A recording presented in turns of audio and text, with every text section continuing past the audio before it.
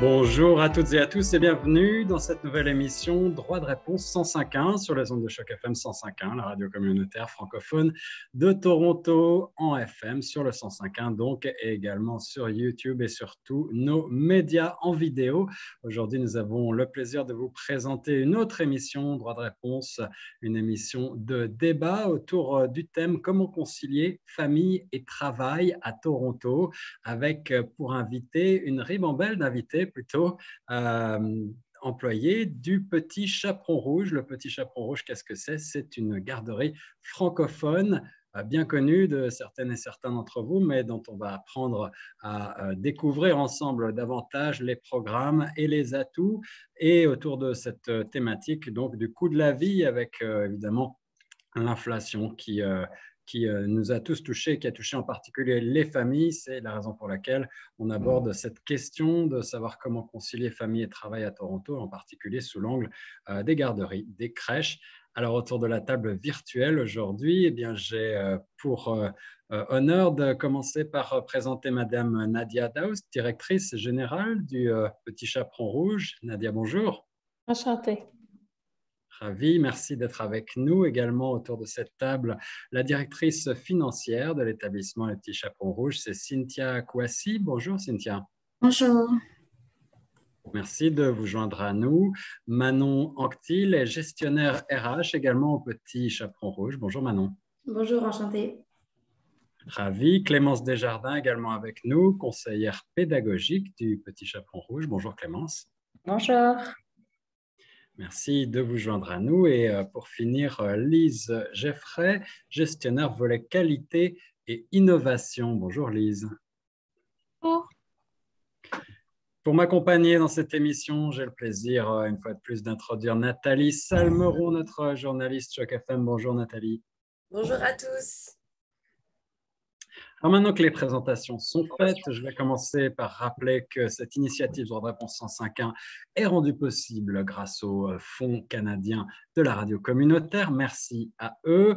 Et le but, c'est évidemment de découvrir ou de redécouvrir des ressources incontournables ou méconnues pour la francophonie locale. Et aujourd'hui, donc, on va parler garderie d'enfants. C'est l'un des services les plus demandés des familles canadiennes modernes. Et c'est également un des services qui coûte le plus cher. Les familles, bien souvent, doivent travailler des deux côtés pour répondre aux besoins, surtout depuis la pandémie. Et on a besoin également, pour faire fonctionner ces garderies, de ressources et de personnes qualifiées. On va revenir sur les défis qui sont ceux des garderies au Canada et en particulier chez nous, dans la région du Grand Toronto. Les garderies qui sont incroyablement chères jusqu'à présent. En tout cas, on va voir comment la situation est en passe de changer, j'espère, au cours de cette émission. Alors, pour commencer, pour ouvrir ce débat, une question générale pour vous, mesdames. Pourquoi vouloir envoyer ces enfants dans une garderie francophone? Qu'est-ce qui fait ce choix? Qui voudrait prendre la parole pour briser la glace? Je crois que c'est un avantage parce qu'on peut avoir une continuité des services en français. Donc, ça permet aux enfants, malgré de vivre dans un environnement un peu plus anglophone à Toronto, de pouvoir avoir une continuité sur la langue française, de pouvoir le développer aussi, puis de faire en sorte d'avoir aussi cette accessibilité-là pour le niveau scolaire dans les écoles francophones aussi de la région. En effet, quelqu'un veut ajouter un point là-dessus? Quels sont les retours que vous avez généralement? Peut-être Clémence, vous qui êtes conseillère pédagogique? C'est vrai que par rapport aux enfants, d'avoir cette gymnastique linguistique entre le français et l'anglais, puis parfois pour d'autres enfants, il y a aussi d'autres langues qui s'ajoutent, ça leur donne du plus au niveau de leurs compétences sociales. Ils vont davantage s'intégrer dans la société, être davantage dans la communication, dans la compréhension des autres. Et puis, c'est un plus aussi pour leur avenir professionnel. On demande de plus en plus d'avoir ces gymnastiques linguistiques, de pouvoir parler différentes langues. Donc voilà, ça leur ouvre des portes, autant au niveau du développement cognitif que développement social, langagier, et puis vie professionnelle par la suite.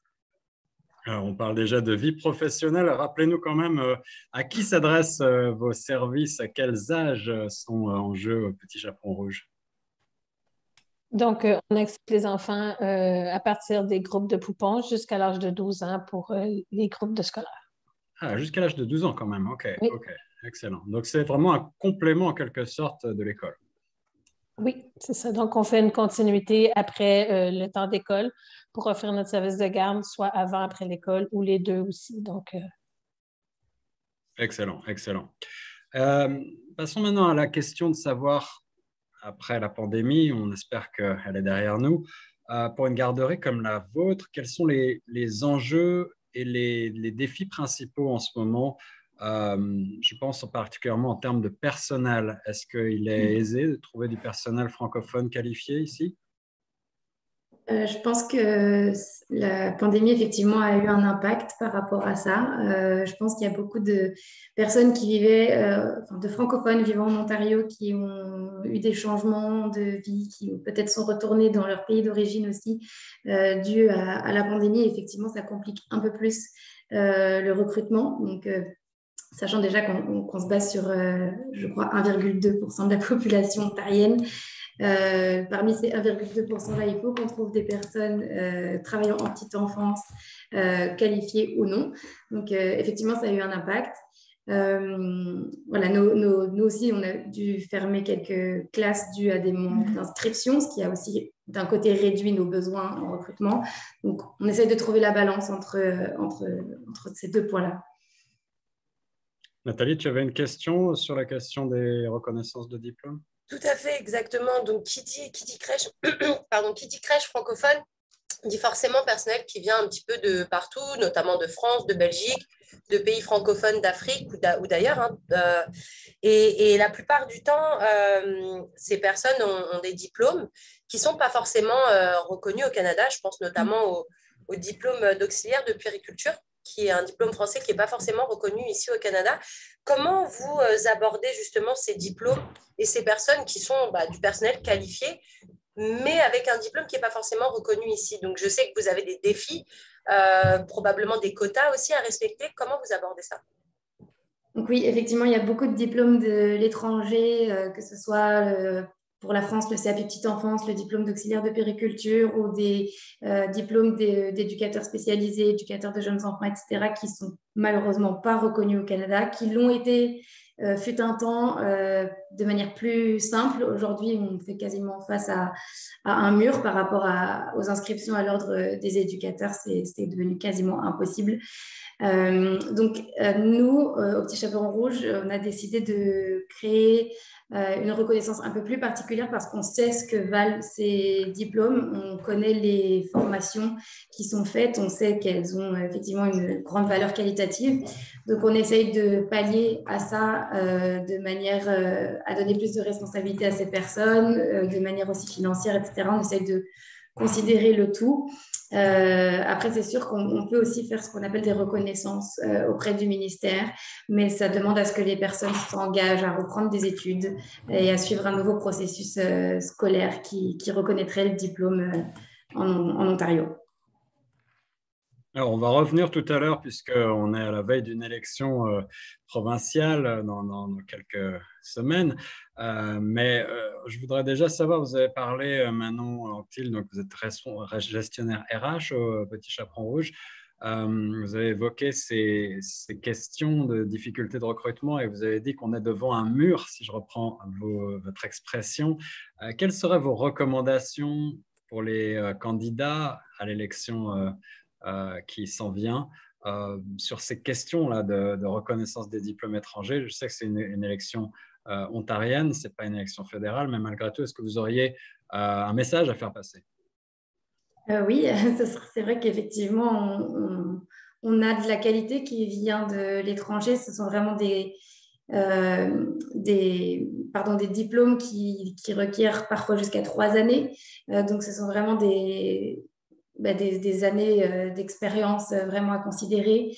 Les contenus des formations sont aussi très complets. Donc, nous, on peut aussi observer le contenu des formations offertes ici en Ontario et le contenu des formations offertes à l'étranger. Et effectivement, il y a une concordance qui est réelle. Et effectivement, si ça pouvait être reconnu, s'il pouvait être plus simple de faire les processus d'inscription auprès des ordres, de l'ordre des éducateurs, notamment pour nous, c'est sûr que ça serait un avantage pour les processus de recrutement et la reconnaissance des employés aussi. Merci Manon. Alors on va poursuivre et avancer sur le volet un petit peu plus financier qui nous intéresse.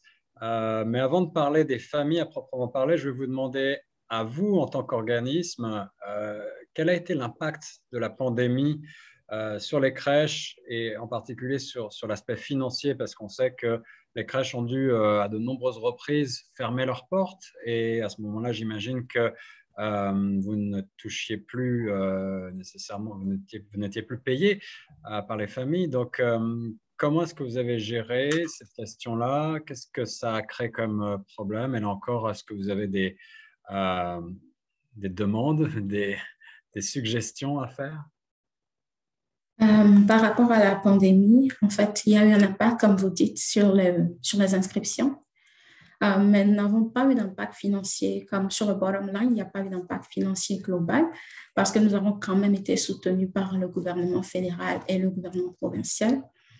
Donc, nous recevions comme toutes les aides que les autres organismes recevaient en vigueur à cause de la COVID. Nous recevions aussi ces aides-là. Et en fait, ces aides étaient aussi basées sur un calcul qui nous permettait de recouvrir les frais que nous perdions durant ces périodes de fermeture. Donc, je dirais que globalement, il n'y a pas eu d'impact financier dur sur notre organisme à cause de la pandémie, mais ça a augmenté notre dépendance aux aides financières du gouvernement. Cynthia Kwasi, vous êtes directrice financière au Petit Chaperon Rouge. Merci d'avoir répondu à cette question. Et vous disiez en préambule que vous avez observé une baisse des inscriptions. Ça veut dire que les familles ont décidé de garder leurs enfants à la maison avec le télétravail peut-être? Oui, et on a remarqué plus aussi sur les classes d'âge scolaire que sur les classes d'âge préscolaire. Je vois. Alors, si on avance un petit peu, puisqu'on a la chance de vous avoir avec nous sur les ondes de Choc FM, est-ce que l'une d'entre vous voudrait nous présenter davantage les programmes qui existent pour les familles, les ressources du Petit Chaperon Rouge? Je parle en termes généraux, et puis ensuite, on va vous demander ce qui existe en particulier pour les ménages plus modestes, puisque c'est la question du coût de la vie qui nous intéresse aujourd'hui. Cynthia, peut-être vous voulez prendre la parole sur ce point également? Pour les programmes, peut-être je laisserai une autre personne en parler, puis je pourrais parler comme de l'impact sur les familles. D'accord, excellent. Alors, pour les programmes, à qui est-ce que je demande? Peut-être Clémence ou Lise? J'allais dire que Lise, tu peux. Ok, donc en ce qui concerne pour les garderies, les programmes, donc on accueille les enfants poupons, bambins, préscolaires et les 6 à 12 ans. Donc ça, comme beaucoup de garderies. En effet, nous, c'est complètement français, sauf à Coxwell, où on a une classe d'immersion pour les familles anglophones. Là où le Petit Chaperon Rouge, on a maintenant un pôle pédagogique, donc c'est Clémence Desjardins et moi, on est dessus et il y a 2 volets dedans. Donc il y a vraiment un volet, je vais parler de mon volet, puis je laisserai Clémence parler du tien. Donc le volet qualité-innovation, on a 2 missions principales. On a des éducateurs ressources qui sont dans les garderies, qui passent dans les garderies pour soutenir les équipes et pour vraiment apporter un soutien pédagogique. Donc, ça va être sur des outils, des stratégies pour aider les équipes en ce qui concerne l'accueil et la qualité éducative. Et ces éducateurs ressources aussi vont être présents pour les enfants ayant des développements atypiques. Donc, on accueille tous les enfants avec un développement dit normal et un développement atypique. Et donc, on met en place des plans individualisés. On est aussi en partenariat avec nos grands partenaires sont évidemment Children's Services et puis aussi le Centre francophone. Et grâce à ces partenaires-là, on peut avoir des subventions qui nous permettent d'amener d'autres services au sein de nos garderies. Donc, ça peut être des speech pathologists, allez-y les filles, aidez-moi, orthophonistes. Voilà, on a d'autres professionnels qui peuvent aussi venir au sein des garderies pour nous aider en ce qui concerne les plans individualisés. Et à côté de ça, donc, il y a tout ce qu'il y a aussi, la formation. Et ça va plus être du côté de Clémence. Donc, je te laisse la parole. Et donc, moi, de mon côté, donc deuxième volet qui est échappée pédagogique, où on est plus sur de la théorie. Donc, il y a des formations qui sont en construction, qui ont été offertes aux professionnels pendant le temps de pandémie. Donc, certes, on était tous à la maison, mais on avait tout ce soutien au niveau santé mentale et développement professionnel avec la formation continue. Donc, il y a toute cette création-là. Il y a des cafés-causeries aussi qui sont proposés avec le volet qualité-innovation qui invitent les parents à nous rejoindre, à comprendre un petit peu certaines thématiques comme parfois, on peut parler du temps du repas ou qu'est-ce que c'est que la bientraitance, quelles sont les limites et les bénéfices de cette pratique.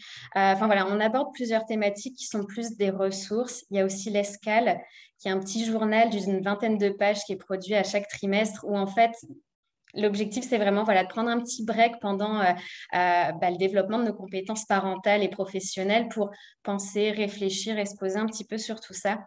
Je pense que la pandémie nous a beaucoup mis en défi avec tout ça, d'essayer de retrouver un petit peu ce que nous, on a envie de défendre en tant que professionnels, mais qu'est-ce que les parents aussi ont envie de défendre pour leurs enfants. Parce qu'on s'est retrouvés quand même dans des situations qui étaient assez extraordinaires. On a vu des parents aussi qui se rendaient compte qu'on a besoin en fait de ces services de garde, on a besoin de socialiser nos enfants, de se connecter ensemble les uns les autres. Et cette distanciation sociale, comme ils l'appelaient, nous on a voulu comme se dire ok, il y a une distanciation physique, mais au niveau social, on veut se reconnecter. Donc c'est un peu ce que nous on propose en tant que ressource sur le Petit Chaperon Rouge et on espère grandir un petit peu plus pour fédérer un petit peu cette communauté tous ensemble. Voilà. On offre aussi des ateliers, différents ateliers dépendant des groupes d'enfants. Donc, on a les ateliers de musique, les ateliers de théâtre, on a les ateliers de yoga.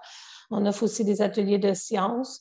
Puis le pôle pédagogique travaille aussi sur un nouveau projet écologique où on va pouvoir impliquer les employés et les familles à aller de l'avant sur le sujet de l'écologie.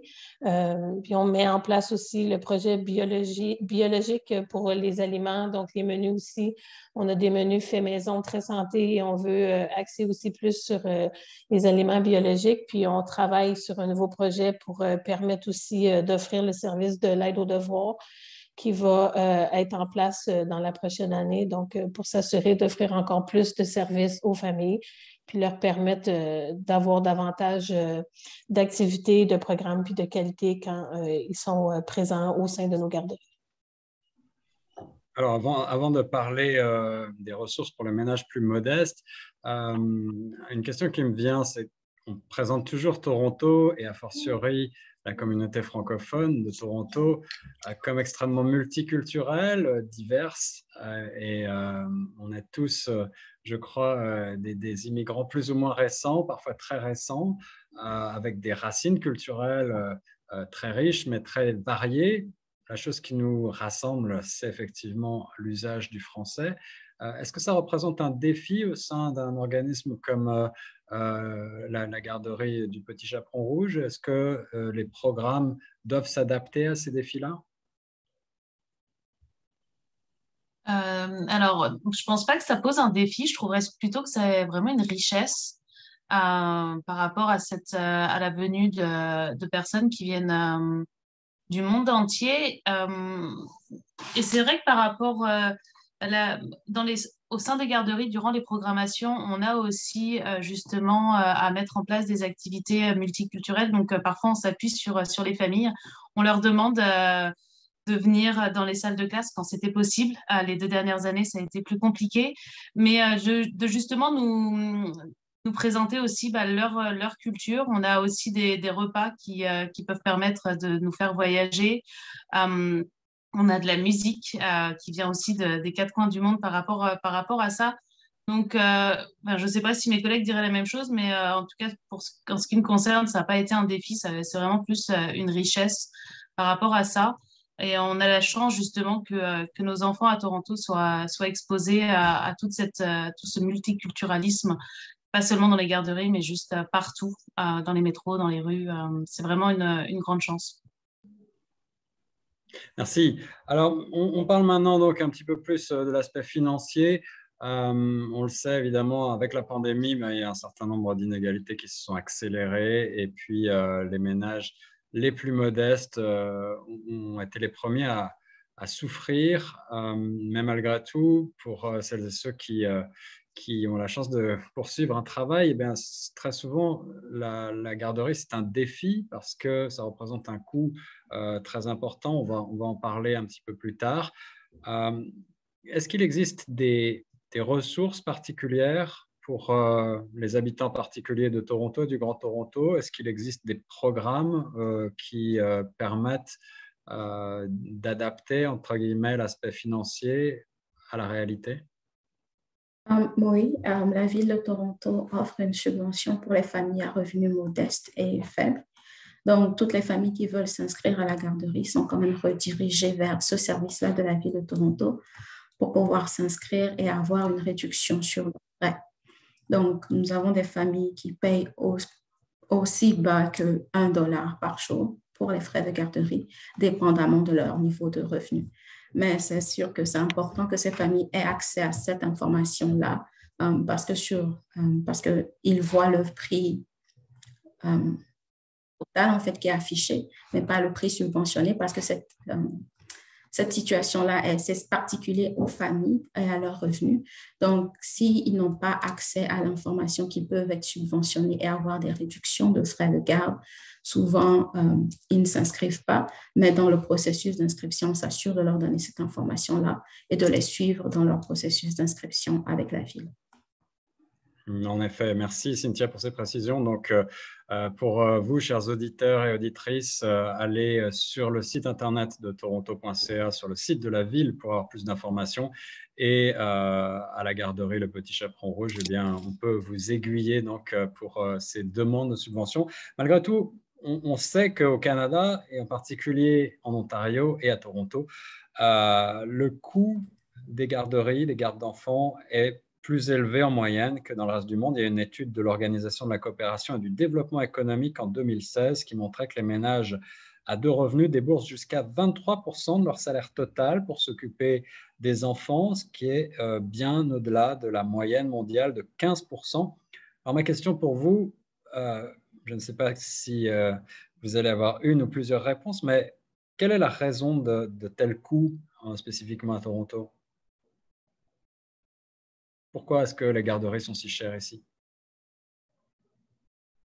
De ce que je vois de notre situation particulière, ce serait à cause par les ressources humaines, parce que nous avons des ratios à respecter, nous avons des règles et des guidelines très spécifiques à respecter par rapport au staff qui est embauché pour les classes. Donc, plus les classes sont d'âge plus bas, plus le ratio est bas. Donc, ça nous permet d'embaucher, ça nous fait embaucher plus d'employés pour moins d'enfants. Donc, ces coûts-là s'accumulent vraiment très vite parce qu'avec l'inflation, chaque année, les charges salariales augmentent. Et les charges salariales, ce n'est pas que le salaire, c'est aussi tous les avantages sociaux et les bénéfices. Et vu que nous, à Toronto, surtout en organisme francophone en situation minoritaire, nous avons déjà le problème de la pénurie de main-d'œuvre. Il nous faut vraiment maximiser sur ce qu'on offre comme avantages sociaux pour pouvoir garder ces employés-là. Donc, je pense que c'est ça qui augmente vraiment, c'est ça qui explique l'augmentation des frais de garde. Alors, face à la situation, les parents torontois sont quand même en quelque sorte soulagés un petit peu par les annonces depuis l'année dernière et la signature d'un accord entre le fédéral et l'Ontario pour des crèches à $10 par jour. J'imagine que vous avez salué de votre côté cette mesure avec enthousiasme, même si pour certains, elle est un petit peu tardive ou insuffisante. Je voulais avoir votre avis et puis faire un petit peu le point, savoir où on en est à l'heure actuelle. Je crois que cette promesse des jours de garderie à 10 $ par jour en moyenne ne sera profilée que d'ici quelques temps. Est-ce que vous voulez rappeler à nos auditrices et à nos auditeurs les faits? Oui, donc le gouvernement a réassigné une entente avec le gouvernement fédéral pour pouvoir offrir une moyenne de 10 $ par jour de frais de garde aux familles à Toronto. Donc, ce taux de 10 $ n'est pas sujet au niveau de revenus de la famille. Donc, toutes les familles seront éligibles à ce programme-là. Donc, ce seraient toutes les familles qui ont des enfants entre 0 et 5 ans. Donc, tous les enfants qui auront 6 ans d'ici le 30 juin 2022 seront éligibles à ce programme. Et ce programme sera échelonné sur plusieurs années pour pouvoir s'ajuster. Donc, dans les prochains mois, nous aurons des notifications de la ville pour pouvoir nous inscrire à ce programme-là et pouvoir donner des rabais de 25% aux familles. Et ces rabais seront rétroactifs au 1er avril. Au 1er avril 2022. Au mois de décembre 2022, il y aura un rabais supplémentaire. Donc, les frais de garde seront à 50% de ce que toutes les familles payent maintenant. Et j'inclus toutes les familles, qu'elles soient subventionnées ou non. Et graduellement, jusqu'en 2024, nous aurons des rabais additionnels sur les frais de garde pour arriver à la moyenne de 10 $ par jour par famille. Merci Cynthia Kouassi. Je rappelle que vous êtes donc directrice financière au Petit Chaperon Rouge. Merci de nous avoir rappelé ces faits. Maintenant, votre opinion à vous et à vos collègues sur cette mesure, est-ce que vous pensez qu'elle est suffisante pour, entre guillemets, rendre accessible à tous les garderies chez nous? Je pense que financièrement, il faudra qu'on attende quelques années pour voir vraiment les impacts de cette mesure-là. L'inquiétude qu'on a immédiatement, ce serait par rapport aux frais administratifs des organismes. Parce qu'un organisme comme le Petit Chaperon Rouge, nous offrons beaucoup de services. En plus des services de garde, nous mettons beaucoup l'accent sur la qualité. Donc, ça fait que notre proportion de services administratifs est peut-être un peu plus élevée que d'autres garderies dans la région. Mais ce programme-là se focalise beaucoup sur les services directs aux enfants. Donc ça pourrait être une inquiétude dans le futur parce que si 80% de nos revenus sont maintenant subventionnés par le gouvernement, nous avons moins de marge de manœuvre pour pouvoir garder ce niveau de qualité de service là dans le futur. Excellent, merci pour votre avis. D'autres avis sur ce point particulier, sur cette mesure qui a fait couler beaucoup d'encre quand même depuis plusieurs mois et qui a été signée finalement, j'allais dire, en dernière minute à l'arraché par le gouvernement de l'Ontario?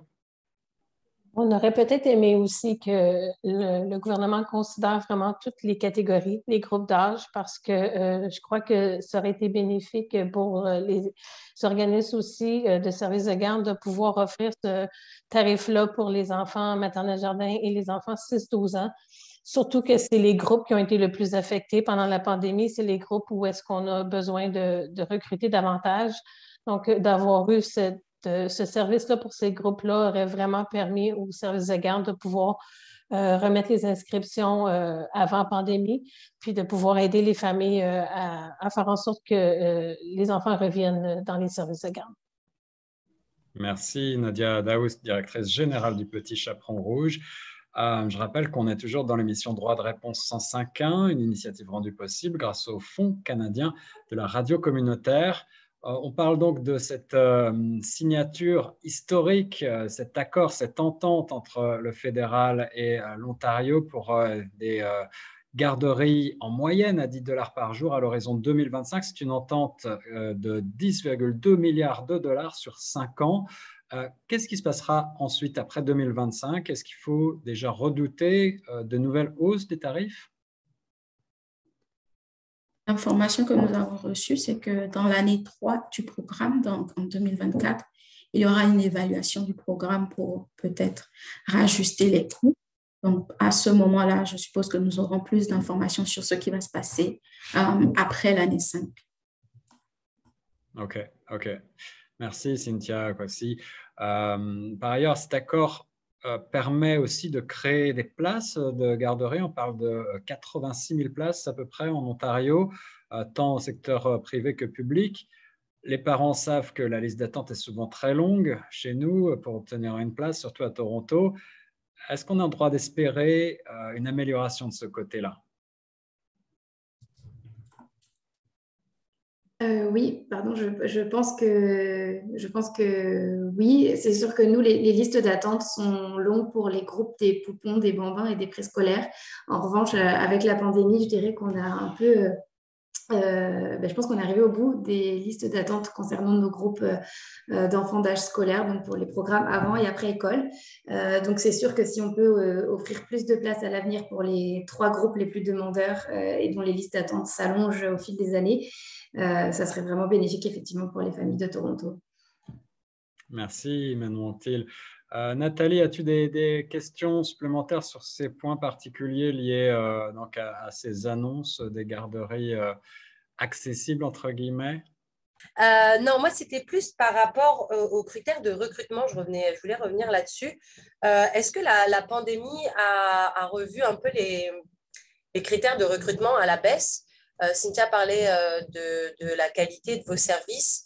Malheureusement, des fois, on est obligé de trouver une balance entre qualité et besoin, parce que vous aviez quand même besoin d'avoir du personnel. Est-ce que du coup, cette pandémie a dû faire que vous avez revu vos critères de sélection à la baisse ou pas du tout? Vous êtes toujours à votre top niveau de recrutement, niveau qualité?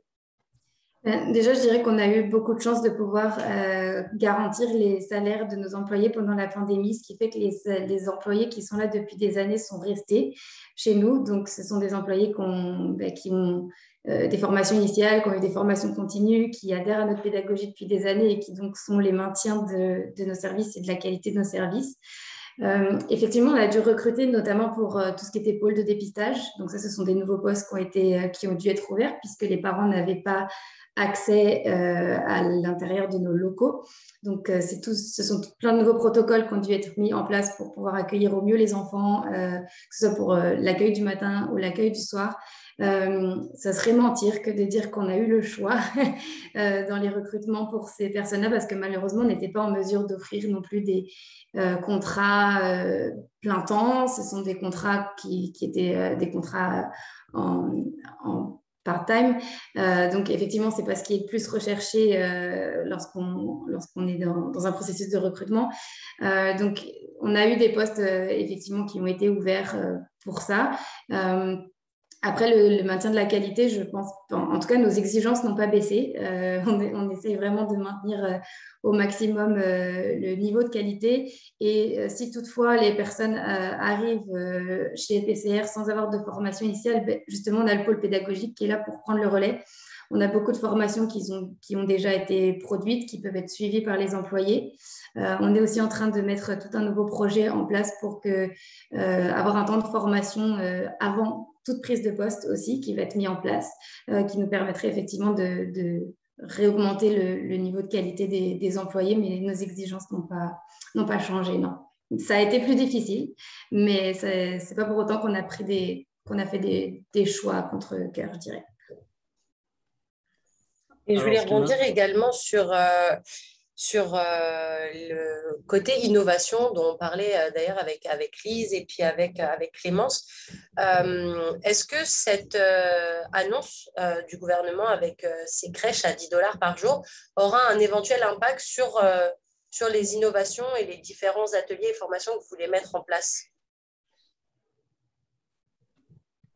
En soi, je dirais que non. Non, parce que comme le dit Cynthia, là actuellement, c'est certes les parents qui payent avec des prix, comme on sait, très élevés, mais après, ça sera les subventions qui seront données. Nos services, ils sont déjà présents. On a déjà toute cette qualité éducative pour laquelle on se bat, on continuera à se battre. C'est vraiment la valeur la plus importante au Petit Chaperon Rouge, c'est vraiment la qualité éducative. Et je pense que c'est là où on se démarque avec le pôle pédagogique et les personnes, les éducateurs et les éducatrices ressources qu'on a sur place. Donc, je ne vois pas en quoi les 10 $ changeront quelque chose et surtout que pour avoir lu ce qui avait été rédigé par le gouvernement, ils mettent bien l'emphase sur la qualité et justement sur l'accueil aussi des enfants avec un développement atypique. Pour ma part, je ne pense pas qu'il y aura quoi que ce soit qui changera. Alors, le petit chaperon rouge, c'est 7 différents lieux dans la ville élargie de Toronto. On va revenir avec les détails pratiques et puis on renverra nos auditeurs au site très complet, lepetitchaperonrouge.com, en fin d'émission. La dernière question sur ce point-là de ce financement et de ce qu'il peut changer dans les années à venir, pour moi, c'était de savoir si la création d'un nouveau lieu, d'une nouvelle antenne était éventuellement prévue là, à échéance pour vous? Ou est-ce que pour l'instant, ce n'est pas quelque chose dont on parle? C'est sûr qu'on a toujours le goût d'innover. On a déjà 7 centres en place. On a ouvert notre dernier centre il n'y a pas très longtemps. Donc, c'est sûr qu'avec cette annonce-là, c'est quand même des idées auxquelles on pense. Et on n'est pas fermé non plus à savoir qu'il y aurait possibilité d'extension dans les prochaines années. Bonne nouvelle pour nous. Eh bien, merci beaucoup, mesdames. On va terminer avec cette question toujours sur le coût de la vie, l'inflation et les hausses qu'on a observées, en particulier en matière de prix de l'essence, d'habitation, de denrées alimentaires notamment, qui affectent en particulier les familles et les familles torontoises. Quelles seraient, à l'aube des nouvelles élections ontariennes, une nouvelle fois, vos recommandations ou plutôt vos attentes peut-être pour les candidats, spécialement en matière de crèche? Est-ce que vous avez chacune peut-être un mot à partager dans les domaines qui sont les vôtres, dans les spécialités qui sont les vôtres? Moi j'en ai, mais ce n'était pas dans vos domaines. Manon, désolée, ça serait vraiment sur... il y a 2 choses. L'immigration et donc de pouvoir avoir des personnes venant de l'étranger. Là, avec la pandémie, c'était compliqué. Et puis la reconnaissance des diplômes, de pouvoir nous laisser embaucher les personnes que nous souhaitons. On a un processus d'embauche qui est assez strict, mais qui nous permet derrière d'avoir la qualité éducative qu'on recherche. Donc, voilà, discussion avec l'Ordre des éducateurs en Ontario, ça serait...